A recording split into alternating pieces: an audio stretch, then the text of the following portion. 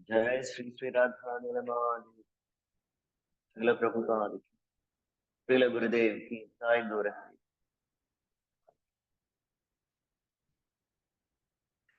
ओम नमो भगवते वासुदेवाय। ओम नमो भगवते वासुदेवाय। ओम नमो भगवते वासुदेवाय। नारायणं नमस्कृत्य नरं चैव नरोत्तमम् देवीं सरस्वतीं व्यासं ततो जयमुदीरये। नष्टप्रायेषु अभद्रेषु नित्यं भागवत सेवया भगवती उत्तमश्लोके भक्तिर्भवति नैष्टिकी। मूकं करोति वाचालं पङ्गुं लङ्घयते गिरिं यत्कृपातमहं वन्दे श्रीगुरु दीनतारिणि। श्रीचैतन्यमीश्वरं परमानन्दमाधवम्। ओम अज्ञानतिमिरान्धस्य ज्ञानाञ्जनशलाकया चक्षुरुन्मीलितं येन तस्मै श्रीगुरवे नमः। वाञ्छा कल्पतरुभ्यश्च कृपा सिन्धुभ्य एव च पतितानां पावनेभ्यो वैष्णवेभ्यो नमो नमः। जय श्री कृष्ण चैतन्य प्रभु नित्यानंद श्री अद्वैत गदाधर श्रीवासादि गौर भक्त वृंद। हरे कृष्णा कृष्णा कृष्णा हरे हरे, हरे राम राम राम हरे। जय ग्रंथराज श्रीमद भगवत। हरे कृष्णा എല്ലാ ഭക്തജനങ്ങൾക്കും, എല്ലാ സീനിയർ വൈഷ്ണവസ് ആൻഡ് വൈഷ്ണവീസ് എല്ലാവർക്കും എൻ്റെ വിനീതമായ പ്രണാമം. ഇന്ന് ഗുരുവിന്റെയും കൃഷ്ണന്റെയും കൃപയാൽ ശ്രീമദ് ഭാഗവതം ഫസ്റ്റ് കാൻഡോ ചാപ്റ്റർ 24 ഒന്നാമത്തെ സ്കന്ധം മൂന്നാമത്തെ അധ്യായം ശ്ലോകം നമ്പർ 24. അതിൽ ശ്ലോകം വായിക്കാം. തദഹ കലൗ സംഭ്രവൃത്തേ സമ്മോഹായാസുരദ്വിഷാ ബുദ്ധോ നാമാഞ്ജനസുതഃ വികടേഷു ഭവിഷ്യതി. തദഹ കലൗ സംഭ്രവൃത്തേ സമ്മോഹയാസുരദ്വിഷാ ബുദ്ധോ നാമാഞ്ജനസുതഃ വികടേഷു ഭവിഷ്യതി. തദഹ അനന്തരം, കലൗ കലിയുഗം, സംപ്രവൃത്തെ അനുഗമിക്കുക, സമ്മോഹായ ആകർഷിക്കാനായി, സുര ആസ്തികർ, ദുഷ അസൂയാലുക്കൾ, ബുദ്ധ ബുദ്ധ ഭഗവാൻ ബുദ്ധ ഭഗവാൻ ബുദ്ധൻ, നാംന നാമധേയമുള്ള, അഞ്ജനസുത അഞ്ജന മാതാവായ, ടികടേഷു ഗയ പ്രവിശ്യയിൽ, ബീഹാർ, ഭവിഷ്യതി സംഭവിക്കും. വിവർത്തനം ഭാവാർത്ഥം കേസി ഭക്തിവേദാന്ത സ്വാമി ശ്രീല പ്രഭുപാദ ടീച്ചർ. അനന്തരം കലിയുഗ ആരംഭത്തിൽ ആസ്തികരിൽ അസൂയാലുക്കളായവരെ വ്യാമോഹിപ്പിക്കുക എന്ന ഉദ്ദേശത്തോടെ അഞ്ജന പുത്രനായ ശ്രീബുദ്ധനായി ഗയപ്രവിശ്യയിൽ ഭഗവാൻ അവതരിക്കും. ഭാവാർത്ഥം എസി ഭക്തിവേദാന്ത സ്വാമി ശ്രീല പ്രഭുപാദ ടീച്ചർ. പരമദിവ്യോത്തമ പുരുഷന്റെ ശക്തിമത്ത അവതാരമായി ശ്രീബുദ്ധൻ ഗയ, ബീഹാർ എന്ന സംസ്ഥാനത്തിൽ അഞ്ജനാപുത്രനായി അവതരിച്ചു. മാത്രവുമല്ല, അഹിംസാ സിദ്ധാന്തത്തെ പ്രചരിപ്പിക്കുകയും വേദാനുസാരിയായ മൃഗബലിയെ കഠിനമായി എതിർക്കുകയും ചെയ്തു. ബുദ്ധ ഭഗവാൻ അവതരിച്ച കാലത്ത് സാമാന്യ ജനങ്ങൾ മറ്റെന്തിനേക്കാളും മാംസഭക്ഷണം ഇഷ്ടപ്പെട്ടു. യജ്ഞബലിയുടെ മറവിൽ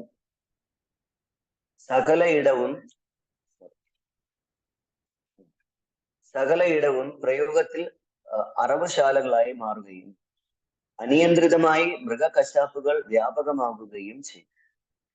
പാവം മൃഗങ്ങളോട് കരുണ തോന്നിയ ശ്രീബുദ്ധൻ അഹിംസാ തത്വം പ്രചരിപ്പിച്ചു. വേദസിദ്ധാന്തങ്ങളിൽ തനിക്ക് വിശ്വാസമില്ലെന്ന് ധാർമ്മികോദ്ബോധനം ചെയ്യുകയും മൃഗവധത്തിൽ ഉണ്ടാകുന്ന വിപ്തകരമായ മാനസിക പരിണാമങ്ങളെ അദ്ദേഹം ഊന്നി പറയുകയും ചെയ്തു. കലിയുഗത്തിലെ നാസ്തികരായ അല്പജ്ഞാനികൾ അദ്ദേഹത്തിന്റെ തത്വങ്ങളെ അനുഗമിച്ച് അപ്രകാരം കാലക്രമേണ ഭഗവത് സാക്ഷാത്കാരത്തിനുതകുന്ന പ്രാഥമിക നടപടിയായ ധാർമ്മിക അച്ചടക്കവും അഹിംസയും പരിശീലിച്ചു. അദ്ദേഹം നാസ്തികരെ ആകർഷിക്കുകയുണ്ടായി. എന്തെന്നാൽ അദ്ദേഹത്തിന്റെ സിദ്ധാന്തങ്ങളെ അനുവർത്തിക്കുന്ന അത്തരം നാസ്തികർ ഈശ്വരനിൽ വിശ്വസിച്ചിരുന്നില്ല. അതേസമയം സ്വയം ഭഗവത് അവതാരമായ ശ്രീബുദ്ധനിൽ അവർ പരിപൂർണ വിശ്വാസം അർപ്പിച്ചു. അപ്രകാരം അവിശ്വാസികൾ ബുദ്ധ ഭഗവാന്റെ രൂപത്തിൽ ഈശ്വര വിശ്വാസികളായി തീർന്നു. ബുദ്ധ ഭഗവാന്റെ അപാര കരുണയാണിത്. അവിശ്വാസികളെ അദ്ദേഹം തന്നിൽ വിശ്വസ്തരാക്കി. ബുദ്ധ ഭഗവാന്റെ ആഗമനത്തിന് മുമ്പ് മൃഗബലി സമൂഹത്തിൽ അതിപ്രബലമായ സവിശേഷതയായിരുന്നു. ഇവയൊക്കെ വേദനിർദ്ദേശങ്ങളാണെന്ന് ജനങ്ങൾ അവകാശപ്പെട്ടിരുന്നു. ആധികാരികമായ ഗുരുശിഷ്യ പരമ്പരയിലൂടെ വേദജ്ഞാനം സ്വീകരിക്കപ്പെടാത്ത അക്കാലത്ത് ആ വിജ്ഞാന സമ്പ്രദായം സാമാന്യ വേദ പഠിതാക്കളെ മനോജഗംഭീരവും ശ്രവണ സുന്ദരവുമായ വാചക പ്രകടനത്തിലൂടെ വഴി തെറ്റിച്ചിരുന്നു. ഭഗവത്ഗീതയിൽ അത്തരം മൂഢ പണ്ഡിതരെ അവിപശ്ചിത പണ്ഡിതരെ കുറിച്ച് വിമർശനപരമായി പ്രസ്താവിച്ചിരിക്കുന്നു. അതീന്ദ്രിയ സന്ദേശം, അതീന്ദ്രിയ ആത്മസാക്ഷാത്കാരം സിദ്ധിച്ച കേന്ദ്രങ്ങളിൽ നിന്നും ആധികാരികമായ ഗുരുശിഷ്യ ശ്രേണിയിലൂടെ സ്വീകരിക്കാൻ ശ്രദ്ധ പതിപ്പിക്കാത്ത മൂഢരായ വേദ പണ്ഡിതർ നിശ്ചയമായും സംഭ്രാന്തരാകും. അത്തരക്കാർ മതാനുസൃത ആചാരങ്ങളെ എല്ലാമായി കരുതുന്നു. അവർക്ക് ഗാഠമായ ജ്ഞാനമില്ല. ഭഗവത്ഗീത 15 വേദൈശ്യ സർവൈർ അഹമേവ വേദ്യ അനുസരിച്ച് സമ്പൂർണ്ണ വേദങ്ങളുടെയും ലക്ഷ്യം ഒരാളെ ക്രമേണ പരമപുരുഷന്റെ പാതയിലേക്ക് നയിക്കുക എന്നതാണ്.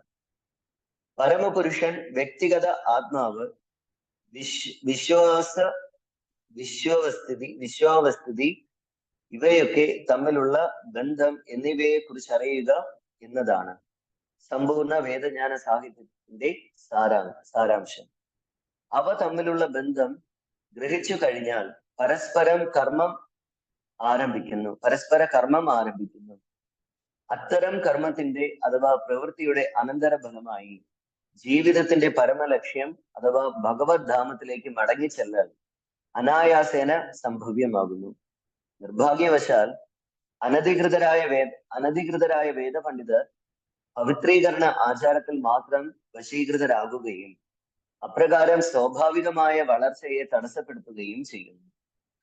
അത്തരം നാസ്തിക മനോഭാവമുള്ള സംഭ്രാന്തരായ വ്യക്തികൾക്ക് ബുദ്ധ ഭഗവാൻ ആസ്തിക സംശയമാകുന്നു. ആകയാൽ അദ്ദേഹം പ്രാഥമികമായി മൃഗവധത്തെ നിരോധിച്ചു. ഭഗവത് സന്നിധിയിൽ മടങ്ങി ചെല്ലുന്ന പാതയിലെ വിപത്കരമായ ഘടകം മൃഗകശാപ്പുകാരാകുന്നു. രണ്ടുവിധം മൃഗകശാപ്പുകാരുണ്ട്. ആത്മാവിനെ ചിലപ്പോഴൊക്കെ മൃഗം അഥവാ ജീവസത്ത എന്ന് വിളിക്കുന്നു. ആകയാൽ ഇവരിരുകൂട്ടരും കശാപ്പുകാരും ആത്മവ്യക്തിത്വം നഷ്ടപ്പെട്ടവരും മൃഗകശാപ്പുകാരാണ്. മൃഗകശാപ്പുകാർക്ക് മാത്രം പരമപുരുഷന്റെ അതീന്ദ്രിയ സന്ദേശം ആസ്വദിക്കാനാവില്ലെന്ന് പരീക്ഷിത് മഹാരാജാവ് പ്രസ്താവിക്കുന്നു. ആകയാൽ ഭഗവത് സന്നിധിയിലേക്കുള്ള പുരോഗമന പാതയിൽ സഞ്ചരിക്കുന്നവർ മുകളിൽ പ്രസ്താവിച്ചതുപോലെ പ്രമുഖവും പ്രാഥമികവുമായി മൃഗവധം അവസാനിപ്പിക്കണം. ആത്മസാക്ഷാത്കാരത്തിന് മൃഗവധവുമായി യാതൊരു ബന്ധവുമില്ലെന്ന് അഭിപ്രായപ്പെടുന്നത് ശുദ്ധ മണ്ടത്തരമാണ്. ഈ ആപത്കരമായ സിദ്ധാന്തത്തിന്റെ മറ പിടിച്ച് കലിയുഗ പ്രസാദത്താൽ സന്യാസിമാർ എന്നറിയപ്പെടുന്ന നിരവധി പേർ പ്രത്യക്ഷമായിട്ടുണ്ട്. ഈ വിഷയത്തെ സംബന്ധിച്ച് ശ്രീ ചൈതന്യ മഹാപ്രഭുവും മൗലാന ചാന്ദഗാസി സാഹേബും തമ്മിലുള്ള സംഭാഷണം നേരത്തെ തന്നെ ചർച്ച ചെയ്തു കഴിഞ്ഞു.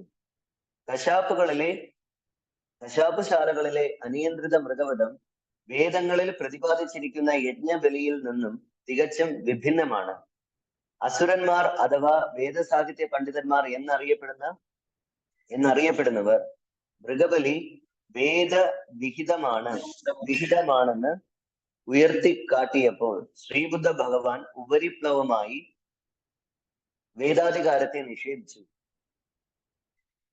മൃഗവധത്താൽ ഉണ്ടാകുന്ന പാപങ്ങളിൽ നിന്നും ജനങ്ങളെ രക്ഷിക്കാനും സാഹോദര്യത്തിനും സമാധാനത്തിനും നീതിക്കും സമത്വത്തിനുമായി ഉഗ്ര പ്രതിഷേധ പ്രകടനം നടത്തുന്ന വല്യേട്ടന്മാരുടെ പൈശാചിക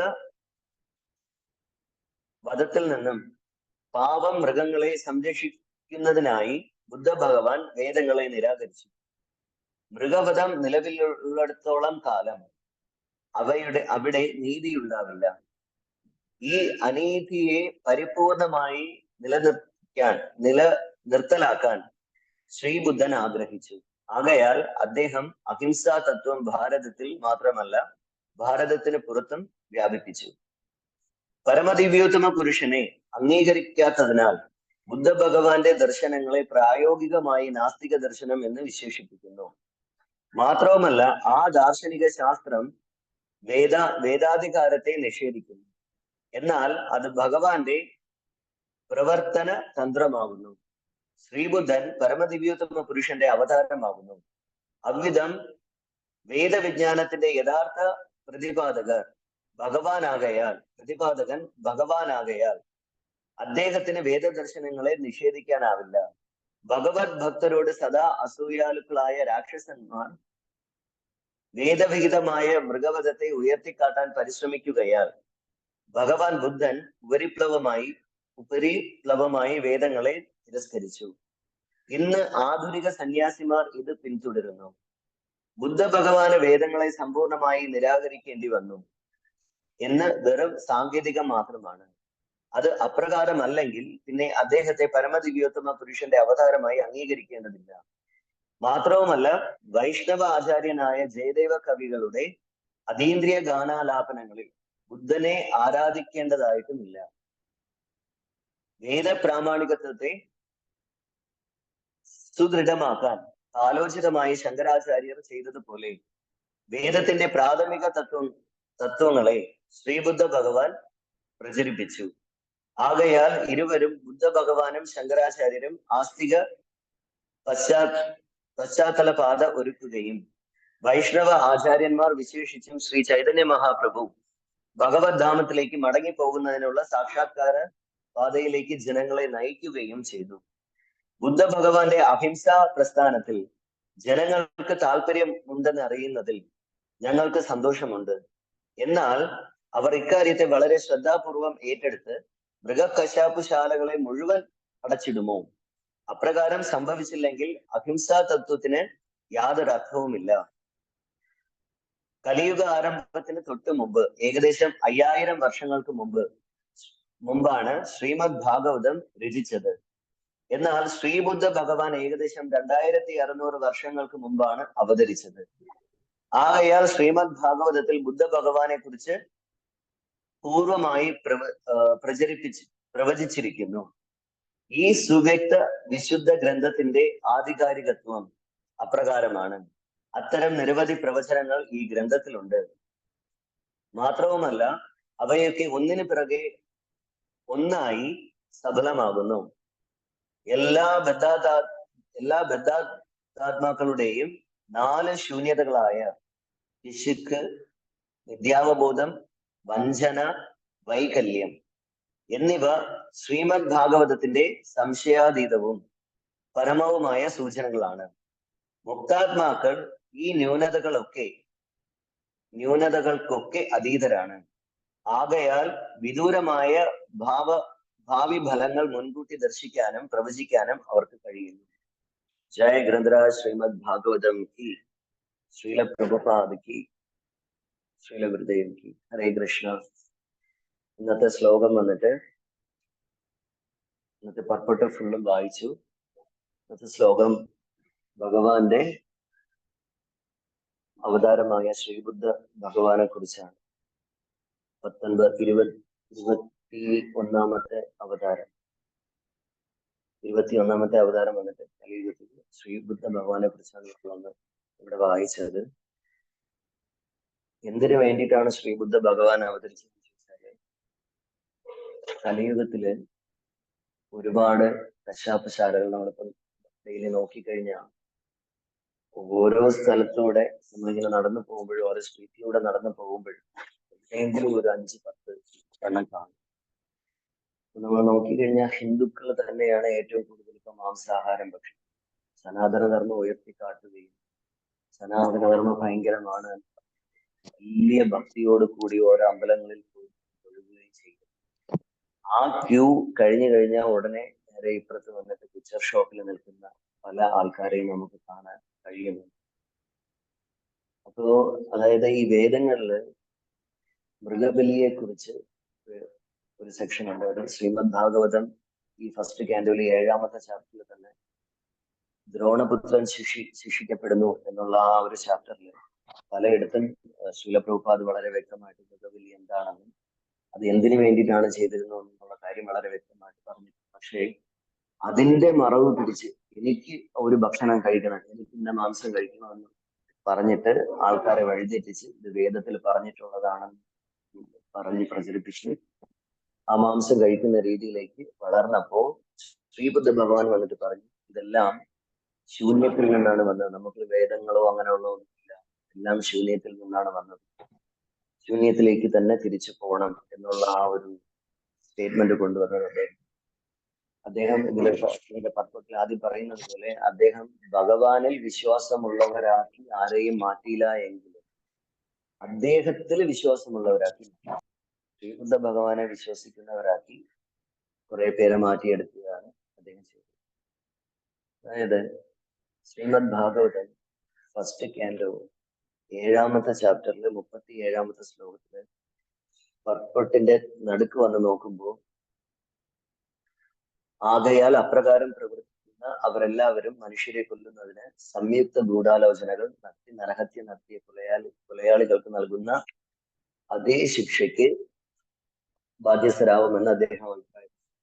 നമ്മള് ഒരു മാംസഭക്ഷണം കഴിച്ച, അല്ലെങ്കിൽ മാംസം എന്ന് പറഞ്ഞു കഴിഞ്ഞാൽ അഥർവവേദത്തിൽ വളരെ വ്യക്തമായിട്ട് തന്നെ പറഞ്ഞു, മാംസം.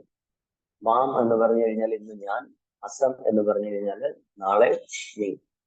നമ്മളൊരു സ്റ്റേറ്റ്മെന്റ് ഒരിടത്ത് കേട്ട് കാണും, കൊന്നാൽ പാപം തിന്നാൽ തീരും എന്ന് പറഞ്ഞത്. അതിന് തൊട്ട് മുമ്പ് ഒരുപാട് ലൈൻസ് ഉണ്ട്, അത് കഴിഞ്ഞതിന് ശേഷവും ലൈൻസുകളുണ്ട്. പക്ഷെ ഇതിനെ മാത്രം എടുത്തു വെച്ചിട്ട് കൊന്നാൽ പാപം തിന്നാൽ തീരും. ഞാൻ ഒരു മൃഗത്തിനെ കൊല്ലുന്നു, അത് ഭക്ഷിക്കുന്നതോടുകൂടി ഞാനത് എന്റെ പാപം തീരുന്നു എന്ന്. പക്ഷേ ശാസ്ത്രത്തിൽ അങ്ങനെയല്ല. നമ്മൾ എപ്പോഴാണോ ഒരു മൃഗത്തിനെ കൊല്ലുന്നത്, ആ മൃഗം നമ്മളായിട്ട് ജനിക്കുകയും നമ്മൾ ആ മൃഗമായിട്ട് മാറുകയും ആ മൃഗം നമ്മളെ എപ്പോഴാണോ കൊല്ലുന്നത് അപ്പോഴാണ് ഈ ഒരു സംഭവം ടാലി ആവുന്നത്. ഇത് നമ്മൾ മറച്ചു വെച്ചുകൊണ്ട് കൊന്ന ആ പാപം തിന്നാതെ, ഞാൻ കൊല്ലുന്നില്ലല്ലോ, ഞാൻ പൈസ കൊടുത്ത് വാങ്ങിക്കുകയല്ലേ ചെയ്യുന്നത്, ഞാൻ മറ്റൊരാളല്ലേ ഇത് ചെയ്തു തരുന്നത്, വേറൊരാളല്ലേ, അല്ലെങ്കിൽ എന്റെ ഭാര്യയോ വേറെ ആരെങ്കിലും അല്ലേ പാകം ചെയ്തു തരുന്നത്. നമ്മൾ ജസ്റ്റ് ഒന്ന് ചിന്തിച്ചാൽ മാത്രം മതി. നമ്മൾ ഈ കൊല്ലുന്ന മൃഗങ്ങളെല്ലാം നമ്മുടെ ശക്തിക്ക് വേണ്ടിയിട്ട്, ഇല്ലെങ്കിൽ നമ്മള് മനുഷ്യന്റെ നല്ല ഒരു ശക്തി കിട്ടണം, അല്ലെങ്കിൽ ഒരു ഇടി ഇടിച്ചു കഴിഞ്ഞാൽ ഒരു 55 കിലോ വെയിറ്റ് നമുക്ക് വേണം എന്ന് പറഞ്ഞിട്ട്, അല്ലെങ്കിൽ ഒരു സിമന്റ് ചാക്കെടുത്ത് തലയിൽ കൂടെ ഇട്ട് കഴിഞ്ഞാൽ അത്രയും വെയിറ്റ് നമ്മുടെ ഒരു പഞ്ചിന് വേണം എന്ന് പറഞ്ഞിട്ട് നമ്മളൊരു എന്ത് ചെയ്യും, ഒരു മൃഗത്തിനെ വധിക്കുമ്പോൾ ആ മൃഗം കഴിക്കുന്നത് ജസ്റ്റ് പുല്ലും വയ്ക്കലും മാത്രമാണ്. അതുപോലെ ചിലര് പറയും, നമ്മൾ മത്സ്യം കഴിച്ചില്ലെങ്കിൽ നമ്മുടെ ബ്രെയിനിൽ ഭയങ്കരമായിട്ട് ഇതുണ്ടാവില്ല, നമുക്ക് കാൽഷ്യം ഉണ്ടാവില്ല, അതുണ്ടാവില്ല, ഇതുണ്ടാവില്ല. നമുക്ക് മത്സ്യം മാംസങ്ങളൊന്നും കഴിക്കാതെ തന്നെ ഒരുപാട് വെജിറ്റേറിയൻ ആയിട്ടുള്ള ഒരുപാട് ആഹാരങ്ങളുണ്ട്. നമ്മൾ ഏകാദശിക്ക് തന്നെ നോക്കിക്കഴിഞ്ഞാൽ അറിയാൻ പറ്റും, ഒരുപാട് ഐറ്റംസ് നമ്മൾ കാണും. ഇന്നിപ്പോ ഏകാദശി, ഇന്നിപ്പോ എത്ര പേരുടെ വീട്ടില് ഒരുപാട് ഐറ്റംസ് ഉണ്ടാവും എന്നുള്ള കാര്യം, എത്ര ഭക്തന്മാരുടെ വീട്ടിൽ ഒരുപാട് നല്ല കലോറി ഉള്ളതും അല്ലെങ്കിൽ ഒരുപാട് പ്രോട്ടീൻ ആയിട്ടുള്ള അടങ്ങിയിട്ടുള്ള എന്തെല്ലാം ഭക്ഷണങ്ങൾ ഉണ്ടാവും നമുക്ക് തന്നെ നന്നായിട്ട്. ഇതെല്ലാം മറച്ചു വെച്ചിട്ട് ഈ ഒരു മൃഗത്തിന്റെ മാംസം കഴിച്ചാൽ മാത്രമേ എനിക്കിത് കിട്ടുള്ളൂ എന്ന് പറഞ്ഞിട്ട് നമ്മളത് ചെയ്യുന്നു. അതായത് നമ്മളൊരു മാംസം കഴിക്കുമ്പോൾ എത്ര പേർക്കാണ് അതിന്റെ പാപം കിട്ടുക എന്നുള്ളത് Srimad Bhagavatam first canto 7th chapter 37 പർപ്പട്ടില് ശ്രീല പ്രഭുപാദ് വ്യക്തമായിട്ട് പറഞ്ഞിട്ടുണ്ട്. അനുവാദം നൽകുന്നത്, അതായത് ഒരു മൃഗത്തിനെ കൊല്ലുവാൻ അനുവാദം നൽകുന്നു, മൃഗത്തെ വധിക്കുന്നവനും കൊല്ലപ്പെട്ട മൃഗത്തെ വിൽക്കുന്നവനും മൃഗത്തെ പാകം ചെയ്യുന്നവനും മൃഗഭക്ഷണത്തെ വിതരണം ചെയ്യുന്നവനും അവസാനം അത്തരം പാകം ചെയ്ത മൃഗമാംസം ഭക്ഷിക്കുന്നവനുമെല്ലാം പ്രകൃതി നിയമത്താൽ ശിക്ഷിക്കപ്പെടാൻ അർഹരാണ്. ഇത്രയും പേർക്ക് പാപമുണ്ട്. നമ്മൾ പറയും, നമ്മള് ഒരു നമ്മളല്ല ഒരു മാംസഭക്ഷണം വാങ്ങിക്കാനായിട്ട് ഒരാള് ഒരു 50 രൂപയോ 100 രൂപയോ കശാപ്പുകാരന് കൊടുക്കുമ്പോൾ അദ്ദേഹത്തിനെ അത് പ്രേരിപ്പിക്കുകയാണ് ചെയ്യുന്നത്. അപ്പൊ നമ്മള് ഇത് നോക്കിക്കഴിഞ്ഞാൽ ചിലര് മുട്ട കഴിക്കാറുണ്ട്. ജസ്റ്റ് വന്നിട്ട് അതൊരു ഭ്രൂണമാണ്. നമ്മുടെ ശക്തിക്ക്, നമ്മുടെ ശരീരത്തിന്റെ ആരോഗ്യത്തിന് വേണ്ടിയിട്ട് നമ്മൾ ഈ മാംസാഹാരം ഇതെല്ലാം കഴിക്കുമ്പോൾ എത്രത്തോളം പാപത്തിനെയാണ് നമ്മൾ ഭക്ഷിക്കുന്നത് എന്നുള്ള കാര്യം നമ്മൾ വ്യക്തമായിട്ട് മനസ്സിലാക്കും. ശ്രീമദ് ഭഗവത്ഗീതയിൽ തന്നെ ഭഗവാൻ പറഞ്ഞിട്ടുണ്ട്, പത്രം പുഷ്പം ഫലം തോയം യോമേ ഭക്തിയാ പ്രയശ്ചതി തദഹം ഭക്തി ഉപാകൃതം അശ്നാമി പ്രേതാത്മന. പത്രം പുഷ്പം ഫലം തോയം, ഇലയോ പൂവോ ഫലമോ ജലമോ, ഈ 4 കാര്യങ്ങളെ ഭഗവാൻ ആവശ്യം.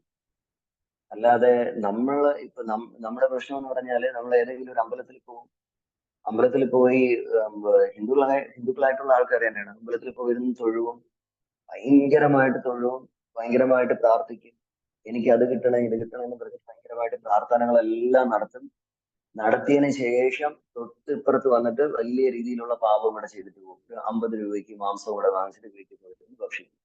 എന്നിട്ട് വലിയ ഒരു ഡയലോഗും കൂടെ അടിക്കും. എന്താണെന്ന് വെച്ചാല്, എന്റെ മനസ്സ് ശുദ്ധമാണ്, ഞാൻ ഈ ജന്മത്തിൽ ഒറ്റ മനുഷ്യരെ, അതായത് ഒരു ഉറുമ്പിനെ പോലെ നമ്മൾ നോവിച്ചിട്ടില്ല. എത്രയോ ഉറുമ്പുകളെ കൊന്നു, എത്രയോ കൊതുകിനെ അടിച്ചു കൊന്ന, എത്രയോ പേരെ മനസ്സില് ഇത് ചെയ്ത് കാണും, തെറ്റ് ചെയ്ത് കാണും. എത്രയോ എത്രയോ എത്രയോ മാംസഭക്ഷണം കഴിച്ചതാണ്. അതായത് ഒരു പീസ് മാംസം നമ്മൾ കഴിക്കുമ്പോൾ ആ മാംസത്തിൽ എത്ര രോമങ്ങളുണ്ടോ ആ രോമങ്ങളുള്ള ജീവിയായിട്ട് വീണ്ടും പുനർജനിക്കും എന്ന് തന്നെയാണ് പറയുന്നത് ശാസ്ത്രം. അതുകൊണ്ട് ഇത് വളരെ വ്യക്തമായിട്ട് മനസ്സിലാക്കണം. നമ്മുടെ ഇതില് ഈ ഒരു ഗ്രൂപ്പിൽ ആരെങ്കിലും ഒരുപാട് പേര് ഇത്ര ആരെങ്കിലും ഒക്കെ ഈ മാംസഭക്ഷണം നിർത്തിയിട്ടില്ല, അങ്ങനെയൊക്കെ ആരെങ്കിലും ഒക്കെ ഉണ്ടെങ്കിൽ ദയവ് ചെയ്ത് അത് നിർത്തണം എന്ന് തന്നെയാണ് നമ്മുടെ ശാസ്ത്രങ്ങളെല്ലാം ഉദ്ഘോഷിക്കുന്നത്. രണ്ടാമത്തെ പോയിന്റ് എന്ന് പറഞ്ഞാല് 2600 വർഷമേ നമ്മുടെ ശ്രീബുദ്ധൻ വന്നിട്ടുള്ളൂ. ഭഗവാൻ അവതരിച്ചിട്ട് 2600 വർഷമേ ആയിട്ടുള്ളൂ. എന്നാൽ അതിനു മുമ്പ് 5000 വർഷങ്ങൾക്ക് മുമ്പ് എഴുതിയ ശ്രീമദ് ഭാഗവതത്തില് ബുദ്ധ ഭഗവാൻ എവിടെ ജനിക്കുമെന്നും ബുദ്ധ ഭഗവാന്റെ പേരെന്താണെന്നും അദ്ദേഹത്തിന്റെ അച്ഛനാര് അമ്മയാര് ഏത് സ്ഥലം എന്താണ് അദ്ദേഹത്തിന്റെ ആക്ടിവിറ്റി എന്നും എല്ലാം വളരെ വ്യക്തമായിട്ട് ശാസ്ത്രത്തിൽ പറഞ്ഞിട്ടുണ്ട്. നമ്മൾ പഠിച്ചു വെച്ചിരിക്കുന്ന പല ഹിസ്റ്റോറിക്കൽ ആയിട്ടുള്ള പല കാര്യങ്ങളും തെറ്റാണ് എന്ന് പ്രൂവ് ചെയ്തു തരുന്ന ഒരു ശാസ്ത്രമാണ് ശ്രീമദ് ഭാഗവതം. പല കാര്യങ്ങളും, അതായത് നമുക്ക് 3 പ്രമാണങ്ങളുണ്ട്. ഒന്ന് പ്രത്യക്ഷ പ്രമാണം, 2 ശബ്ദ പ്രമാണം, 3 അനുമാനം. നമ്മൾ നോക്കേണ്ടത് ശബ്ദ പ്രമാണമാണ്. ശബ്ദ പ്രമാണം നമ്മളിപ്പോ ഇത് ചെയ്തുകൊണ്ടിരിക്കുന്ന ശബ്ദ പ്രമാണമാണ്. നമുക്ക് പ്രത്യക്ഷ പ്രമാണം ഉണ്ടാന്ന് ചോദിച്ചു കഴിഞ്ഞാൽ പ്രത്യക്ഷ പ്രമാണം ഉണ്ട്. ശ്രീമദ് ഭാഗവതം, ഭഗവത്ഗീത, പുരാണങ്ങൾ, ഇതെല്ലാം ഒരുപാട് കാര്യങ്ങൾ നമ്മുടെ പ്രത്യക്ഷത്തിൽ തന്നെ. ഇതെല്ലാം സന്യാസിമാര് അവരനുമാനം ചെയ്ത് ഇതിങ്ങനെയാണ്, അല്ലെങ്കിൽ ഇന്ന ആൾ ഇന്ന സ്ഥലത്ത് വരുമെന്നുള്ള വളരെ സ്കോളർ ആയിട്ടുള്ള ആൾക്കാർ എഴുതി വെച്ച ഒരു സാധനമാണ് ശ്രീമദ് ഭാഗവതം. അതാ ശ്രീമദ് ഭാഗവതത്തിലെ 12ാമത്തെ കേന്ദ്രത്തിൽ പറയുന്നത് പോലെ ശ്രീമദ് ഭാഗവതം പുരാണം അമലം യത് വൈഷ്ണവാനാം പ്രിയം. പുരാണം അമലം ഫസ്റ്റ് വന്നിട്ട് അത് പുരാണമാണ്. പിന്നെ അമലം, അമലം മീൻസ് സ്പോട്ട്ലെസ്. അതിൽ പറഞ്ഞിരിക്കുന്ന ഒരു കാര്യങ്ങൾ പോലും സത്യസന്ധമല്ല പോലും, എല്ലാം സത്യമായിട്ടുള്ള കാര്യങ്ങൾ. എവിടെ ഒരു പുരുഷാവതാരം ഉണ്ടാവും, എവിടെ ഭഗവാന്റെ അവതാരം ഉണ്ടാവും എന്നുള്ളതെല്ലാം വളരെ വ്യക്തമായിട്ട് തന്നെ ശ്രീമദ് ഭാഗവതത്തിൽ പറഞ്ഞിട്ടുണ്ട്. അതുകൊണ്ട് അതുപോലെ പണ്ട് കാലത്ത് വേദങ്ങളില് മൃഗബലി കൊടുത്തിരുന്നത് വയസ്സായ, അതായത് ഇനി ഒന്നും ചെയ്യാൻ പറ്റാത്ത ഒരു മൃഗത്തിനെ കൊണ്ടുവന്ന് വേദമന്ത്രങ്ങളെല്ലാം ഉച്ചാരണം ചെയ്ത് ആ മൃഗത്തിനെ ബലി അർപ്പിക്കുമ്പോൾ ആ മൃഗത്തിന് ഒരു മനുഷ്യ ശരീരം കൊടുക്കാനായിട്ട് ത്രാണിയുള്ള ബ്രാഹ്മിൻസ്, അത്രയും പവർഫുൾ ആയിട്ടുള്ള ബ്രാഹ്മിൻസ് അന്നവിടെ ഉണ്ടായിരുന്നു എന്നാണ് പറഞ്ഞത്. ഭാഗവതത്തിൽ തന്നെ അതുണ്ട്. അതായത് നമ്മുടെ പൃഥു മഹാരാജിന്റെ സ്റ്റോറിയിൽ നമ്മൾ നോക്കിക്കഴിഞ്ഞാൽ പൃഥു മഹാരാജ് 99 അശ്വമേധ യാഗങ്ങൾ നടത്തും. ഈ അശ്വമേധ യാഗങ്ങൾ നടത്തുമ്പോൾ അതിൽ 100ാമത്തെ അശ്വമേധ യാഗം നടത്താനായിട്ട് പോകുമ്പോൾ ഇന്ദ്രൻ വന്നിട്ട് ജയ് ജഗന്നാഥ് ബലദേവ് സുഭദ്രാമയാക്കി, ഇന്ദ്രൻ വന്നിട്ട് ഈ അശ്വമേധ യാഗം നടത്താൻ 100ാമത്തെ അശ്വത്തിനെ മോഷ്ടിച്ചുകൊണ്ട് പോകും. ഒരു മായാവേഷം വന്നിട്ട് മോഷ്ടിച്ചുകൊണ്ട്. അപ്പോ പൃഥു മഹാരാജന് ഒരുപാട് ഭയങ്കരമായിട്ട് ദേഷ്യം വരും.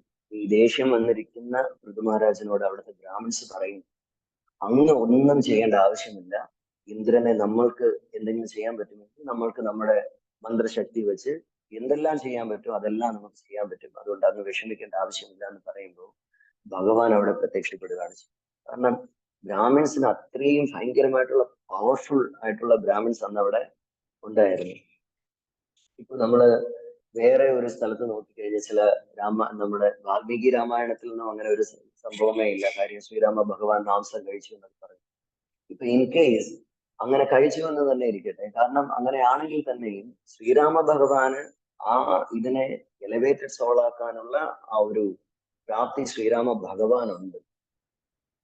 നമ്മൾ അത് കേട്ടിട്ട് നമ്മൾ ഉടനെ അദ്ദേഹം മാംസം കഴിച്ചു അതുകൊണ്ട് ഞാനും പോയി കഴിക്കാൻ പറഞ്ഞു. ഇതെല്ലാം നമ്മുടെ നാവിന്റെ രുചിയാണ്.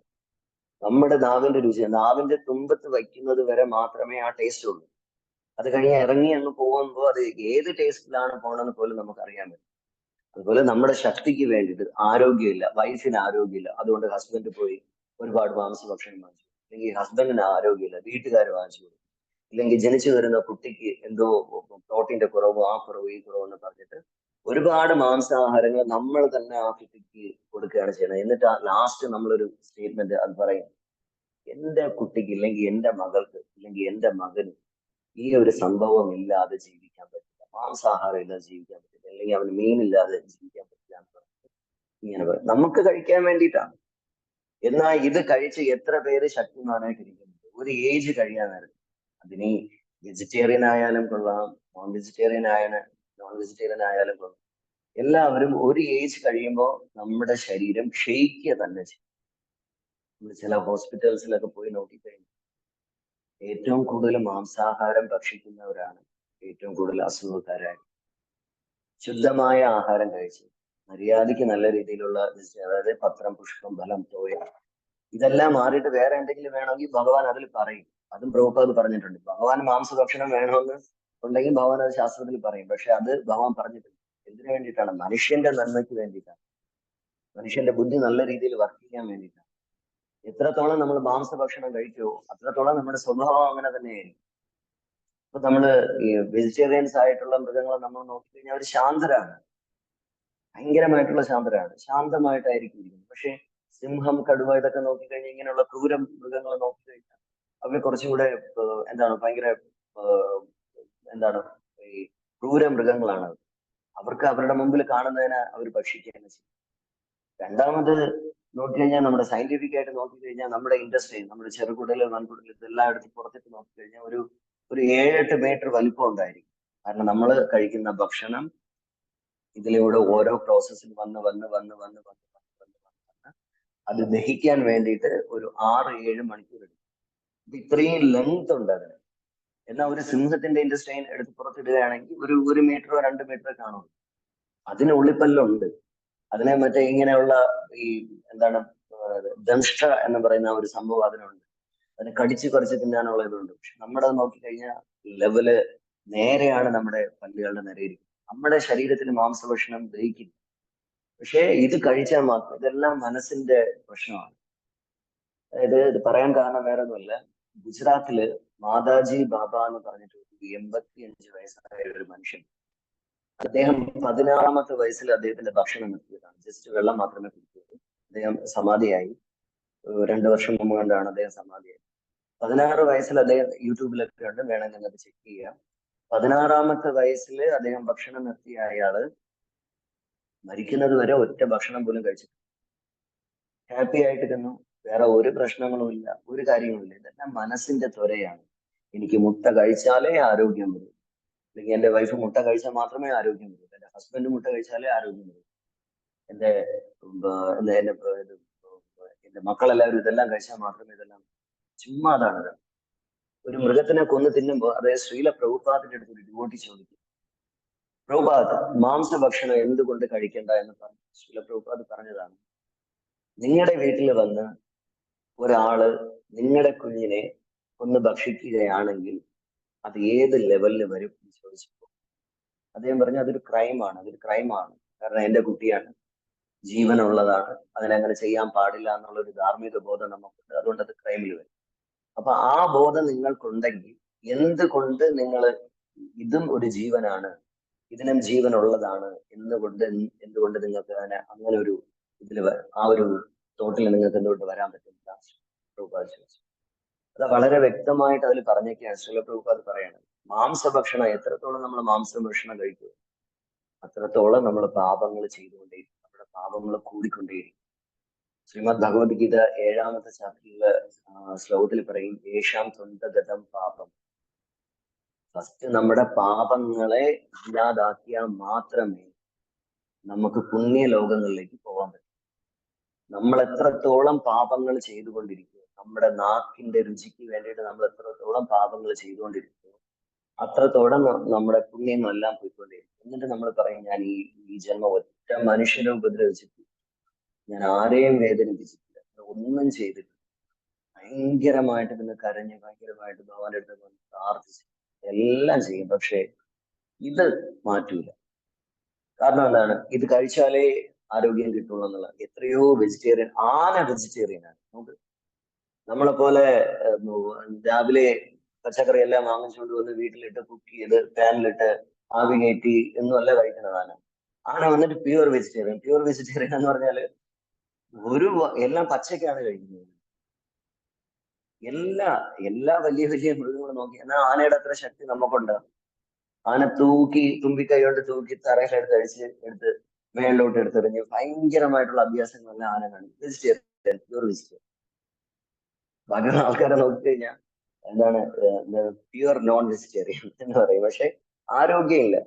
നമുക്ക് നമ്മുടെ ആരോഗ്യം നല്ല രീതിയിൽ നിലനിർത്തണം. നല്ല മാനസികാവസ്ഥ ഉണ്ടാവണം, നല്ല അവബോധം ഉണ്ടാവണം. നമ്മൾ പ്യുവർ വെജിറ്റേറിയൻ കഴിക്കണം. അതായത് ഇവിടെ പറഞ്ഞിരിക്കുന്നത്. അതായത് പത്രം പുഷ്പം ഫലം തോയം എന്ന് പറയുന്നത് ഒരു കുടുംബത്തിലെ നമ്മളൊരു ഫാമിലിയിൽ ചെല്ലുമ്പോൾ ഒരു കുടുംബത്തിലെ എല്ലാവരും ഡിവോട്ടീസ് ആണ്. അവിടെ ഒരു ഓൾട്ടർ ഉണ്ട്, അവിടെ ഒരു ഭഗവാനുണ്ട്. അവിടെ ജഗന്നാഥ സ്വാമിയോ ഇല്ലെ ഗൗരനിതായോ ഇല്ലെ ശ്രീകൃഷ്ണ ഭഗവാനോ ലഡ്ഡു ഭഗവാനോ വാട്ടവർ അവരുടെ മാനസിക ഇതനുസരിച്ച് ഒരു ഡേറ്റ് ചെയ്യണം. ഫാമിലിയിൽ എല്ലാവരും, അച്ഛൻ, അമ്മ, മക്കള്, ഹസ്ബൻഡ്, വൈഫ്, പേരക്കുട്ടികൾ എല്ലാവരും പ്യൂർ ഡിവോട്ടീസ് ആണ്. അവർ പ്യൂർ വെജിറ്റേറിയൻ ആണ്. ഇങ്ങനെയുള്ള ഒരു ഡിവോട്ടി ഫാമിലിയിൽ പെട്ടെന്ന് ഒരാൾ കയറി ചെല്ലും, അവർ വന്നിട്ട് ബിവൈൽഡഡ് നമുക്ക് എല്ലാ ദിവസവും രാവിലെ കഴിക്കുന്നു, ഭഗവാനെ സേവ ചെയ്യുന്നു, ഭഗവാന് ഭക്ഷണം ഉണ്ടാക്കുന്നു, അത് ഭഗവാനെ നിവേദിക്കുന്നു, അത് പ്രസാദമായിട്ട് എല്ലാവരും കഴിക്കും. പിന്നെ എന്താണ് പ്രശ്നം? നമ്മൾ പ്യുവർ, അതായത് പ്രസാദം മീൻസ് പ്രഭു സാക്ഷാത് ദർശൻ, ഭഗവാന്റെ ഡയറക്റ്റ് രൂപത്തിലുള്ള ദർശനമാണ് പ്രസാദം എന്ന് പറയുന്നത്. അത് മാറ്റി വെച്ചിട്ട് ആരോഗ്യത്തിന് വേണ്ടിയിട്ട് മുട്ട കഴിക്കുന്നു, മാംസം കഴിക്കുന്നു എന്ന് വെച്ചാൽ എത്ര മണ്ടത്തരമാണ്, എത്ര ഫൂളിഷ്നെസ് ആണ് നമ്മൾ കാണിക്കുന്നത്, എത്ര പാപമാണ് നമ്മൾ ചെയ്യുന്നത്. നമ്മുടെ വയറ്റിലുള്ള ഭ്രൂണത്തിന് നമ്മൾ എടുത്ത് കഴിക്കില്ല. നമുക്കറിയാം അതിലൊരു കുഞ്ഞ് വരാൻ പോവുകയാണെന്ന്. എന്നാൽ കോഴിയുടെ മുട്ടയിൽ അത് കുഞ്ഞല്ലേ വരുന്നത്, അത് കുഞ്ഞ് തന്നെയാണ് വരുന്നത്. ഈ ഒരു അവബോധം നമുക്ക് എപ്പോഴും വേണം. കാരണം എത്രത്തോളം നമ്മൾ കർമ്മികളുമായിട്ടുള്ള അസോസിയേഷനിൽ ഇരിക്കുമോ അത്രത്തോളം നമ്മുടെ ബോധമെല്ലാം കാർമിക് റിയാക്ഷൻസ് ഉള്ളതായിരിക്കും. എത്രത്തോളം നമ്മൾ കർമ്മിക റിയാക്ഷൻ അസോസിയേഷനിൽ ഇരിക്കുമോ അത്രത്തോളം ഭാഗവതം, ഭഗവത്ഗീത ഇതെല്ലാം നമ്മളിൽ എത്രത്തോളം നമ്മൾ കർമ്മീയ അസോസിയേഷനിൽ ഇരിക്കുമോ അത്രത്തോളം നമുക്ക് നാമജപത്തിന് ടേസ്റ്റ് ഇല്ലാതാവും. നമ്മൾ ജപിക്കുമായിരിക്കും, പക്ഷെ ചിന്ത ഇതിലായിരിക്കും. എനിക്കെപ്പോ ഇത് കഴിക്കാൻ പറ്റും, എനിക്കെപ്പോ അത് കഴിക്കാൻ പറ്റും. ഇത് നമ്മളിൽ നിന്ന് മാറണം. ഇതിന് വേണ്ടിയിട്ടാണ് ശ്രീബുദ്ധ ഭഗവാൻ വന്നിട്ട് അവതരിച്ചിട്ട് ശൂന്യവാദം, മൃഗബലി, നരബലി അങ്ങനെയൊക്കെയുള്ള എല്ലാ കാര്യങ്ങളും അവസാനിച്ചു. പക്ഷെ ഇപ്പോഴും അൺഫോർച്ചുനേറ്റ്ലി ഇപ്പോഴും നമ്മളിലുള്ള ആൾക്കാർ തന്നെ ഇത് കഴിക്കുന്നു എന്നുള്ളത് കാണുമ്പോൾ നമുക്ക് തന്നെ വിഷമം തോന്നാറുണ്ട്. നമുക്കൊന്നും സ്റ്റോപ്പ് ചെയ്യാൻ പറ്റില്ല. അറ്റ്ലീസ്റ്റ് നമ്മുടെ കുട്ടികളെയെങ്കിലും നമ്മൾ ഈ രീതിക്ക് കൊണ്ടുവരരുത്. തെറ്റായ അവബോധം കൊടുക്കുകയും ചെയ്യും. ഇത് കഴിച്ചാലേ ആരോഗ്യം കിട്ടൂ, ഇത് കഴിച്ചാലേ നമുക്ക് പ്രോട്ടീൻ കിട്ടും. പ്രോട്ടീനുള്ള സാധനങ്ങളുണ്ട്. ജോലിക്ക് പോവുക, പൈസ സമ്പാദിക്കുക, നല്ല ഭക്ഷണം കഴിക്കുക, അത്രയേ ഉള്ളൂ. അല്ലാതെ ഇതൊന്നും ചെയ്യാതെ എനിക്ക് അത് കിട്ടണില്ല, എനിക്ക് പാല് കിട്ടണില്ല, എനിക്ക് പനീർ കിട്ടണില്ല, എനിക്ക് പയറ് മുളപ്പിച്ച് കഴിക്കാൻ പറ്റില്ല, അതൊന്നുമല്ല. നല്ല ഭക്ഷണം കഴിക്കണമെങ്കിൽ നമ്മൾ ഏൺ ചെയ്തതിനു ശേഷം നല്ല ഭക്ഷണം, സാധനം, ഇൻഗ്രീഡിയൻസ് വാങ്ങിക്കുക, പാകം ചെയ്യുക, ഭഗവാനെ നിവേദിക്കുക, അത് പ്രസാദമായിട്ട് വീട്ടിലുള്ള എല്ലാവരും. നമ്മൾ ഒരു അമ്പലത്തിൽ വരാൻ നേരത്ത് ഒരുപാട് ഡിവോട്ടീസിനെ കാണുമ്പോൾ നമുക്ക് നല്ല സന്തോഷം തോന്നുമെങ്കിൽ നമ്മളെ വീട്ടിലുള്ള ഡിവോട്ടീസിനെ കാണുമ്പോൾ, അതായത് അച്ഛൻ, അമ്മ, സഹോദരൻ, സഹോദരി, വൈഫ്, മക്കൾ, അവരെല്ലാരും കാണുമ്പോഴും നമുക്ക് ആ സന്തോഷം തോന്നുന്നത്. കാര്യം എല്ലാവരും ഒരുമിച്ചിരുന്ന് ഡിവോഷൻ സർവീസ് ചെയ്യണം. ഇത് എല്ലാ ഫാമിലിയിലും വന്നു കഴിഞ്ഞാൽ ഈ ലോകം നല്ല സുന്ദരമായിട്ട് മാറും. ഇതില് ഒരു ദിവസം ഒരു ഇതും കൂടെ പറഞ്ഞിട്ട്, അതായത് ശ്രീബുദ്ധ ഭഗവാന്റെ ഒരു ചെറിയൊരു സ്റ്റോറിയും കൂടെ പറഞ്ഞിട്ട് അവസാനിപ്പിക്കാം. ഒരു ദിവസം ശ്രീബുദ്ധ ഭഗവാൻ വന്നിട്ട് ആൽമര ചുവട്ടിൽ നിന്ന് ധ്യാനിച്ചുകൊണ്ടിരിക്കുമ്പോൾ ഒരാള് പെട്ടെന്ന് അദ്ദേഹത്തിന്റെ ഫ്രണ്ടിൽ വന്നിട്ട് ഭയങ്കര ദേഷ്യത്തോട് കൂടി. അപ്പം ആദ്യത്തെ ഒരു ദിവസം വരും, കണ്ണു തുറക്കില്ല. രണ്ടാമത്തെ ദിവസം വരും, കണ്ണു തുറക്കില്ല. അങ്ങനെ എത്രയോ ദിവസങ്ങളായിട്ട് വന്ന ആ ഒരു ദേഷ്യം കാരണം എന്തോ പറയാനുണ്ട് അദ്ദേഹത്തിന്. പക്ഷേ അദ്ദേഹം കണ്ണ് തുറക്കാത്തതുകൊണ്ട്, ബുദ്ധ ഭഗവാൻ കണ്ണ് തുറക്കാത്തതുകൊണ്ട് അദ്ദേഹത്തിന് പറയാനായിട്ട് കഴിഞ്ഞില്ല. ആ കഴിയാത്തത് കൊണ്ട് അദ്ദേഹം എന്ത് ചെയ്തു? വെയിറ്റ് ചെയ്തു നല്ല ദേഷ്യത്തിൽ വെയിറ്റ് ചെയ്തപ്പോൾ ശ്രീ ബുദ്ധ ഭഗവാൻ കണ്ണ് തുറന്നു. കണ്ണ് തുറന്ന ആ സെക്കൻഡില് ഈ ദേഷ്യം കൊണ്ട് വന്ന് നിന്ന ആള് ശ്രീബുദ്ധ ഭഗവാന്റെ മുഖത്ത് അത് ചെയ്ത സമയത്ത് ഇദ്ദേഹം ഇങ്ങനെ ശ്രീബുദ്ധ ഭഗവാൻ ഇങ്ങനെ നോക്കിയിട്ട് അദ്ദേഹത്തിനെ നോക്കി ചിരിച്ചിട്ട് പറഞ്ഞു, നിങ്ങൾക്ക് പറയാനുള്ളതെല്ലാം ഈ ഒരു ഇതിലൂടെ നിങ്ങൾ പറഞ്ഞു കഴിഞ്ഞു, ഇനി നിങ്ങൾ സമാധാനമായിട്ട് തിരിച്ചു പോയിക്കോളൂ. കാരണം അത്രയും ട്രാൻസെൻഡന്റലി പവർഫുൾ ആയിട്ടുള്ള ആൾക്കാർ എന്ത് ചെയ്യില്ല, പ്രതികരിക്കും. നേരെ മറിച്ച് നമ്മളെയാണ് ഇതുപോലെ ചെയ്തിരുന്നെങ്കിൽ ചിലപ്പോൾ ആള് ഉണ്ടാവോ, അല്ലെങ്കിൽ ജീവിച്ചിരിക്കോ, ഉറങ്ങോ എന്നുള്ള കാര്യം നമുക്ക് തന്നെ ചിന്തിക്കാൻ പറ്റില്ല. അതുകൊണ്ട് എത്രത്തോളം നമ്മൾ മാംസാഹാരം കഴിക്കും, അത്രത്തോളം നമ്മളെ ബുദ്ധി, നമ്മുടെ മൈൻഡ് ഇതെല്ലാം ആ രീതിക്കായി. എത്രത്തോളം നമ്മുടെ നാവിന് അനാവശ്യമായിട്ടുള്ള ടേസ്റ്റ് കൊടുക്കും, ഹയർ ടേസ്റ്റ് ആയിട്ടുള്ള കൃഷ്ണഭക്തി നമ്മളിൽ പോകും. ജയ ഗ്രന്ഥരാജ് ശ്രീമദ് ഭാഗവതം की, श्रील प्रभुपाद की, श्रील गुरुदेव की, जय Gaurhari. Thank you very much. हरे कृष्ण.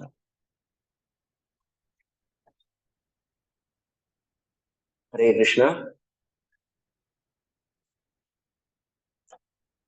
ആർക്കെങ്കിലും എന്തെങ്കിലും ചോദ്യങ്ങൾ ഉണ്ടെങ്കിൽ ചോദിക്കാം, എന്തെങ്കിലും കമന്റ്സ് ഉണ്ടെങ്കിൽ പറയാം. ഹരേ കൃഷ്ണ. ഹരേ കൃഷ്ണ പ്രഭുജി, പ്രണാമം. ഹരേ കൃഷ്ണ മാതാജി, പ്രണാമം. മാംസം എന്നുള്ളതിന്റെ മീനിങ് ഒന്ന്, മാം ഞാൻ. മാം എന്ന് പറഞ്ഞാൽ ഇന്ന് ഞാൻ, അസം എന്ന് പറഞ്ഞു കഴിഞ്ഞാൽ നാളെ നീ എന്നാണ്. Oh, Hare Krishna. Hare Krishna. Thank U.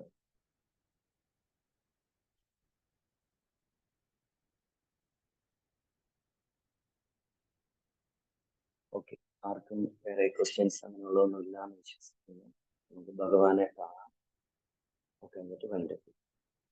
Jaya ഗ്രന്ഥരാജ് Shrimad Bhagavatam की, श्रील प्रभुपाद की, श्रील गुरुदेव की, जय गौरहरि.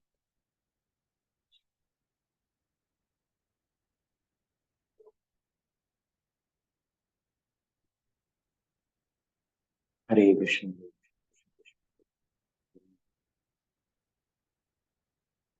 हरे कृष्ण. हरे कृष्ण. हरे कृष्ण. जय जगन्नाथ.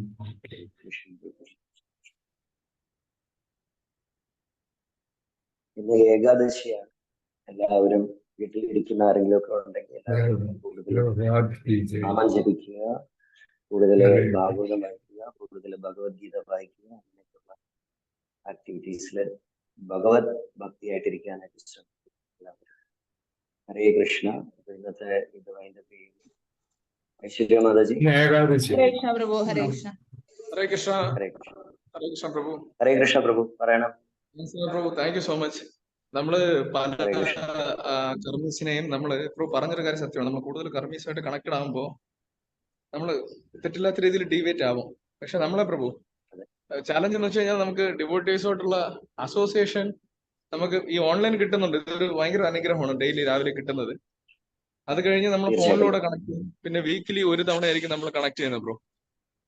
അപ്പോ എന്നിരുന്നാലും നമുക്കേ ഈ കൂടുതൽ കർമ്മീസുമായിട്ട് കണക്ട് ആവുന്ന നേരത്ത് നമ്മുടെ ചിലപ്പോൾ ജോലിയുടെ പാർട്ടാണ്, നമുക്കൊന്നും ചെയ്യാൻ പറ്റും. നമ്മൾ കൂടുതൽ സമയവും അവരുമായിട്ടായിരിക്കും സ്പെൻഡ് ചെയ്യുന്നത്. അപ്പം ഡിവോട്ടീസിന് നമ്മൾ ഇതിനു മുന്നേ ചോദിച്ചിട്ടുണ്ട്, നമ്മൾ കൂടുതൽ നാമം ജപിക്കുക, കൂടുതൽ വായിക്കുക, രാവിലെയും വൈകിട്ടും കൂടുതൽ വായിക്കുക. എന്നിരുന്നാലും ഈ അസോസിയേഷൻ നമുക്ക് ഒഴിവാക്കാൻ പറ്റില്ലല്ലോ ബ്രോ. ഇപ്പൊ നമുക്ക് ആ ഇമ്പാക്ട് ഈ പ്രോസസ് അല്ല, നമുക്ക് അഡീഷണൽ ആയിട്ട് വേറെ എന്തെങ്കിലുമൊക്കെ ചെയ്യാൻ പറ്റുമോ? അതിനെങ്ങനെ നമുക്ക് സോൾവ് ചെയ്യാൻ പറ്റും?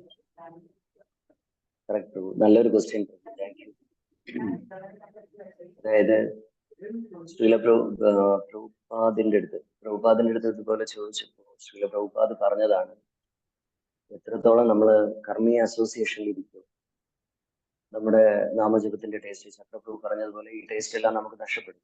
കർമ്മീയ അസോസിയേഷനിൽ ഇരിക്കാൻ നമ്മുടെ അനാവശ്യമായിട്ടുള്ള ഒരു ചിന്തയിലിരുന്നാൽ വരെ നമ്മുടെ നാമജപത്തിന്റെ ടേസ്റ്റ് നഷ്ടപ്പെടും. നമ്മൾ ചെയ്യേണ്ടതെന്ന് പറഞ്ഞാൽ മഹാരാജൻ വളരെ വ്യക്തമായിട്ട് പറഞ്ഞു.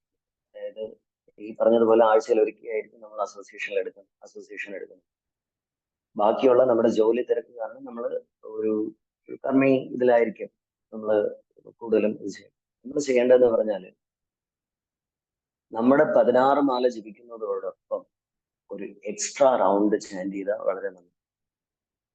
അതുപോലെ ഇതുപോലെയുള്ള ഏകാദശി അങ്ങനെയുള്ള കാര്യങ്ങൾ വരാനൊക്കെ കൂടുതൽ നമ്മുടെ അതായത് ഒരു കാർമിക് റിയാക്ഷൻസ് എല്ലാം നമുക്ക് നമ്മളിൽ നിന്ന് പോണം എന്ന് മനസ്സിലാക്കിയിട്ട് നമ്മൾ കൂടുതൽ ഭഗവത്ഗീത ഭാഗവതം ഇതെല്ലാം ചാൻഡ് ചെയ്യണത് നന്ദി. രണ്ടാമത്തത് മഹാരാജ് പറഞ്ഞിട്ടുണ്ട്, ഒരു കർമ്മിയായിട്ട്, അതായത് പക്കാ കർമ്മി ആ ഒരാളുമായിട്ട് നമ്മൾ ഇടപഴകിയിട്ട് വരുമ്പോൾ അവരുടെ ഓഫീസിലാണ് നമ്മൾ ഇരിക്കുന്നത്. പോയിട്ട് വന്നു കഴിഞ്ഞതിന് ശേഷം നമ്മൾ ഒരു 4 മാലയോ 5 മാലയോ എക്സ്ട്രാ റൗണ്ട് ചാൻഡ് ചെയ്യണം. പിന്നെ നമ്മൾ ചെയ്യേണ്ടതെന്ന് പറഞ്ഞാല് അദ്ദേഹത്തിന്റെ ഉള്ളിലും, ഇതൊരു എലവേറ്റഡ് ആണ്, അതായത് അദ്ദേഹത്തിന്റെ ഉള്ളിലും പരമാത്മാവുണ്ട്. ആ പരമാത്മാവ് നമ്മളെ ടെസ്റ്റ് ചെയ്യുന്നത്, അതായത് പ്യൂരിറ്റി എന്ന് പറഞ്ഞാല് മറ്റൊരാളിന് കൃഷ്ണാവബോധം പറഞ്ഞു കൊടുക്കുന്നതോടൊപ്പം നമ്മുടെ പ്യൂരിറ്റി നഷ്ടപ്പെടാതെ നോക്കണം. ഒരു കാർമിക് ഇതിൽ പോയി നമ്മൾ ഇടപെട്ടാൽ അതിൽ നമ്മുടെ പ്യൂരിറ്റി നഷ്ടപ്പെടാതെ നോക്കേണ്ടത് നമ്മുടെ ഉത്തരവാദിത്തമാണ്, നമ്മുടെ ഡ്യൂട്ടിയാണത്. നമ്മുടെ ആത്മാവിനെ തിരിച്ചു കൊണ്ടുപോകണം എന്നുള്ള നമ്മുടെ ഡ്യൂട്ടി. നമ്മൾ എങ്ങനെയാണോ ഓഫീസിൽ പോയി ജോലി ചെയ്ത് പൈസ ഉണ്ടാക്കി വീട്ടിൽ കൊണ്ടുവന്ന് മെയിൻറ്റെയിൻ ചെയ്യുന്നത്, അതേപോലെ നമ്മുടെ ഉത്തരവാദിത്തമാണ് നമ്മുടെ ഉള്ളിലിരിക്കുന്ന ആത്മാവിന് ആത്മഹിതം, ഭാഗവതം ഭഗവത്ഗീത കൊടുത്ത് ചാൻഡിങ് ഇതെല്ലാം കൊടുത്ത് അതിനെയും പരിപോഷിപ്പിച്ചു. ഭാഗവതത്തിൽ തന്നെ പറഞ്ഞിട്ടുണ്ട്, സ്ഥിതിർ വൈകുണ്ഠ വിജയ പോഷണം തദ് അനുഗ്രഹ. നമ്മൾ ഭഗവാന്റെ അനുഗ്രഹത്തോടു കൂടി അതിനെ പോഷിച്ചു. ചിലപ്പോൾ നമ്മൾ ഒരു രാധാനാഥ് സ്വാമി മഹാരാജിൽ നിന്ന് ദീക്ഷ എടുക്കണമെങ്കിൽ, രാധാനാഥ് സ്വാമി മഹാരാജ് അദ്ദേഹത്തിന്റെ ശിഷ്യൻ തന്നെ എൻ്റെ അടുത്ത് പറഞ്ഞതാണ്, അതായത് മഹാരാജിൽ നിന്ന് ദീക്ഷ എടുക്കണമെങ്കിൽ 1 വർഷം നമ്മളൊരു കർമ്മി ഓഫീസിൽ നമ്മൾ ജോലി ചെയ്തിരിക്കണം. കാര്യം എങ്കിൽ മാത്രമേ നമുക്ക് നമ്മുടെ ഈഗോ എത്രയുണ്ട്, നമ്മൾ എത്രത്തോളം ആ ഒരു ഓപ്പോസിറ്റ് ആയിട്ടുള്ള കാര്യങ്ങളിൽ നമ്മൾ എത്രത്തോളം അതിൽ കൃഷ്ണനെ കാണാൻ കഴിയുന്നുണ്ട് എന്നുള്ള ഒരു ടെസ്റ്റ് അദ്ദേഹം ചെയ്യുന്നുണ്ട്. അത് കഴിഞ്ഞതിന് ശേഷമാണ് ദീക്ഷ കൊടുക്കാറുണ്ടെന്ന് പറയാം. അതുപോലെ നമ്മൾ അങ്ങനെ ഒരു സംഭവത്തിൽ നമ്മൾ പുറത്ത് പോയിട്ട് വന്നാൽ, ആ പുറത്ത് പോയിട്ട് വരുമ്പോൾ നമ്മൾ കൂടുതൽ ഭഗവത്ഗീത വായിക്കുക, കൂടുതൽ ഭാഗവതം വായിക്കുക, കൂടുതൽ ചാൻഡിങ് ചെയ്യുക. അതായത് മഹാരാജ് പറഞ്ഞിട്ടില്ലേ, waiting time is the preaching time. നമുക്ക് ഡിവോട്ടി അസോസിയേഷൻ എടുക്കാനില്ലാത്തതുകൊണ്ട് നമ്മൾ പ്രോഗ്രാമിന് വരാതിരിക്കുകയാണെങ്കിൽ അത് മണ്ടത്തരമാണ്. പക്ഷേ ആ പ്രോഗ്രാം നമുക്കില്ല എന്ന് വെച്ചിട്ട് നമ്മൾ മിണ്ടാതിരിക്കരുത്. നമ്മുടെ മൈൻഡിനെ നമ്മൾ റീച്ച് ചെയ്തുകൊണ്ടേയിരിക്കും. നമ്മളിപ്പോ അതിൽ പോയി ഇടപെട്ടു, അതുകൊണ്ട് ഇതിൽ നിന്ന് മാറണം, അല്ലെങ്കിൽ കുറച്ചുകൂടെ ഭക്തി വേണം, നമ്മൾ എക്സ്ട്രാ കുറെ റൗണ്ട്സ് ഒക്കെ നമ്മൾ ചാൻഡ് ചെയ്ത് നന്നായിട്ട്. ഹരേ കൃഷ്ണ പ്രഭു. ഹരേ കൃഷ്ണ പ്രഭു, താങ്ക് യു പ്രഭു. ഒരു ചെറിയ റിക്വസ്റ്റ് പ്രഭു, കേൾക്കാമോ? ഓക്കെ ആണെന്ന് വിശ്വസിക്കുന്നു പ്രഭു. യെസ് പ്രഭു, ഡെഫിനറ്റ്ലി അത് ട്രൈ ചെയ്യും. ഇപ്പൊ നമ്മൾ 16 മാല എന്നുള്ള ഫോക്കസ് മാത്രമാണ്. ഡെഫിനറ്റ്ലി ഈ അഡീഷണൽ സ്റ്റെപ്സ് കൂടെ എടുത്ത് നോക്കാം പ്രഭു. ഹരേ കൃഷ്ണ ചക്രപ്രഭു. ഹരേ കൃഷ്ണ. ഹരേ കൃഷ്ണ, കേക്കാവോ? കേൾക്കാം പ്രഭു, പറയണം. പ്രഭു, പിന്നെ എന്റെ ചെറിയൊരു അനുഭവം, അല്ലെങ്കിൽ ഞാൻ ചെയ്തുകൊണ്ടിരിക്കുന്ന ഒരു കാര്യം എന്ന് പറഞ്ഞാല്, നമ്മുടെ ഇപ്പം എന്തായാലും ചക്രപ്രഭു പറഞ്ഞ കണക്ക് നമുക്ക് പുറത്ത് വർക്ക് ചെയ്യാതിരിക്കാൻ പറ്റില്ല. നമ്മുടെ ബ്രെഡ് ആൻഡ് ബട്ടർ അതാണ്. നമുക്ക് പുറത്ത് ജോലി ചെയ്തേ നമുക്ക് ഏൺ ചെയ്യാൻ പറ്റുള്ളൂ. അപ്പോ ഇൻ കേസ് നമുക്ക് ഓഫീസ് വർക്കോ അങ്ങനെ എന്തെങ്കിലും ഒക്കെ ആണെങ്കിൽ, നമ്മുടെ വർക്ക് പ്ലേസിൽ നമ്മൾ ജോലി ചെയ്യാൻ ഇരിക്കുന്ന സ്ഥലം അല്ലെങ്കിൽ ആ ഒരു സ്പേസിൽ നമ്മുടെ ചെറിയൊരു ഫോട്ടോ, ജഗന്നാഥന്റെയോ ജഗന്നാഥ് ബലദേവ് സുഭദ്രമായോ ഗുരുവായൂരപ്പനോ ആരെങ്കിലും ഒരു ഫോട്ടോ നമ്മൾ വെച്ചിരുന്നാല് നമുക്ക് കോൺഷ്യസ് നമുക്ക് പെട്ടെന്ന് നമുക്ക് അങ്ങോട്ട് നോക്കുമ്പോൾ ഡീവിയേറ്റ് ആവും. ഇൻ കേസ് നമ്മൾ എന്തെങ്കിലും മെറ്റീരിയലി നമ്മൾ എന്തെങ്കിലും സംസാരിക്കുന്നെങ്കിലോ ഇടയ്ക്കിടയ്ക്ക് നമ്മൾ ജഗന്നാഥ് നോക്കുമ്പോൾ നമുക്ക് പെട്ടെന്ന് കണക്ട് ആവും. മനസ്സിലായില്ല? അപ്പൊ ഞാനിത് ചെയ്യുന്നുണ്ട്. ഞാൻ വർക്ക് ചെയ്യുന്ന ടേബിളിൽ ജഗന്നാഥ് ബലദേവ് സുഭദ്രമായുടെ ഫോട്ടോ ഉണ്ട്. അപ്പം ഞാനിത് ഇടയ്ക്കിടയ്ക്ക് ഇപ്പൊ എന്റെ കയ്യിൽ നിന്ന് വായിന്നോ എന്തെങ്കിലുമൊക്കെ ഇങ്ങനെ എന്തെങ്കിലും സംസാരങ്ങളൊക്കെ വന്നാലും ഞാൻ പെട്ടെന്ന് ഫോട്ടോയിലോട്ട് നോക്കുമ്പോൾ ചെറിയതായിട്ട് എനിക്ക് ഭഗവാനെ പെട്ടെന്ന് കണക്ട് ചെയ്യാൻ പറ്റും. അപ്പൊ അത് ഞാൻ ചെയ്യുന്ന ഒരു വർക്കാണ്. അപ്പം ഇതേപോലെ തന്നെ പുറത്ത് ജോലി ചെയ്യുന്നവരാണെങ്കിലും, ഇപ്പം ബൈക്കിലോ പുറത്ത് ഈ മാർക്കറ്റിംഗ് പരിപാടി ചെയ്യുന്നവരാണെങ്കിലും അവർ മൊബൈലിലൊക്കെ ചക്രപ്രഭുവിന്റെ ഫോട്ടോ, എപ്പോഴും മഹാരാജന്റെ ഫോട്ടോയാണ് ചക്രപ്രഭു വെച്ചേക്കുന്നത്. അപ്പൊ ചക്രപ്രഭുവിന്റെ ഫോട്ടോ മൊബൈൽ എടുക്കുമ്പോൾ എനിക്ക് ഫസ്റ്റ് മഹാരാജനെ കാണുന്നത്. അപ്പൊ മഹാരാജനെ ഓർക്കും. നമ്മുടെ കോൺഷ്യസ്നെസ് ആണ് നമ്മുടെ മെയിൻ. കൃഷ്ണ കോൺഷ്യസ്നെസ് എന്നല്ലേ പറയാം നമ്മുടെ പ്രസ്ഥാനം തന്നെ. അപ്പൊ നമ്മുടെ കോൺഷ്യസ്നെസ് പെട്ടെന്ന് മാറും. ചക്രപ്രഭുവിന്റെ മൊബൈൽ എടുക്കുമ്പോൾ ഫസ്റ്റ് മഹാരാജന്റെ ഫോട്ടോ കാണുന്നത്. അപ്പൊ നമ്മുടെ കോൺഷ്യസ്നെസ് മഹാരാജനിലോട്ടാവും. അപ്പൊ അങ്ങനെ ഉള്ളവരാണെങ്കിൽ അങ്ങനെ ഭഗവാന്റെ ഫോട്ടോ, മഹാരാജന്റെ ഫോട്ടോ ഒക്കെ വെച്ച് നമ്മുടെ ലൈഫ് എന്തായാലും മുന്നോട്ട് പോകണം. അപ്പൊ നമ്മൾ ഇങ്ങനെയുള്ള ലൈഫ് സ്റ്റൈലിലോട്ട് മാറിയാൽ നമുക്ക് കുറച്ചുകൂടെ കോൺഷ്യസ്നെസ് ഭഗവാനിലേക്ക് അടുപ്പിക്കാൻ പറ്റും. Hare Krishna. Hare Krishna. Very true. Thank you. Hare Krishna Prabhu, ഒരു റിക്വസ്റ്റ് ഉണ്ട്. ഈ വരുന്ന ഞായറാഴ്ച ഭഗവാന്റെ സേവനം ചെയ്യണം എന്നുള്ള ആഗ്രഹത്തോടുകൂടി ഒരു പുതിയ വീട്ടിലേക്ക്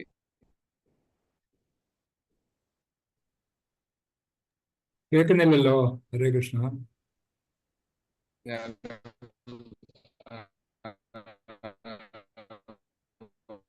കൂടെ പ്രഭു മാറുകയാണ്. ബ്രേക്ക് ആവുന്നു. ഭാഗവതം സേവ ചെയ്യാൻ പറ്റാൻ കൂടുതൽ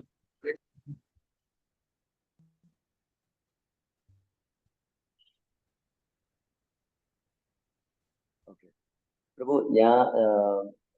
ഞാൻ പറയാം ചക്രപ്രഭു. ഹരേ കൃഷ്ണ. അതായത് ചക്രപ്രഭുവിന്റെ എന്തോ കണക്ഷൻ പ്രോബ്ലം ആണെന്ന് തോന്നുന്നു. ഈ വരുന്ന ഞായറാഴ്ച സുദർശൻ ചക്രപ്രഭുവിന്റെ വീട് പാല് കാഴ്ചയാണ്. അദ്ദേഹം പുതിയൊരു വീട്ടിലേക്ക് താമസം മാറുകയാണ്. ഭഗവാന്റെ ഭക്തിയുടെ സേവനം ഹരേ കൃഷ്ണ. ഇപ്പൊ കേൾക്കാൻ പറ്റുന്നുണ്ടോ ബ്രോ? ബ്രേക്ക് ആണ് പ്രഭു. അതുകൊണ്ട് എല്ലാ ഭക്തന്മാരും ആ ഒരു സെറിമണിയില്, ആ ഒരു പാല് കാഴ്ച ചടങ്ങില് പങ്കെടുക്കണമെന്ന് അദ്ദേഹം റിക്വസ്റ്റ് ചെയ്യുകയാണ്.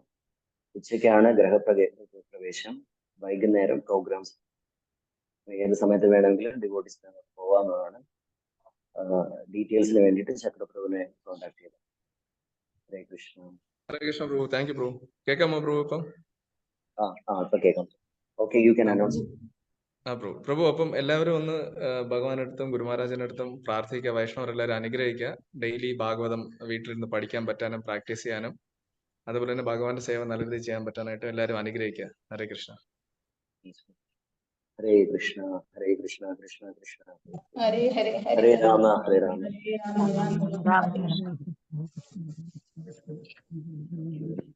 ഹരേ കൃഷ്ണ. ക്ലോസ് ചെയ്യട്ടെ പ്രഭു? ഓക്കെ പ്രഭു. ഓക്കെ മാതാജി. പാഞ്ചകൽപതരൂപേശ കൃപാസിന്ധുഭ്യോ കൃപാസിന്ധുഭ്യഃ വൈഷ്ണവേഭ്യോ നമോ നമഃ. ഹരേ കൃഷ്ണ.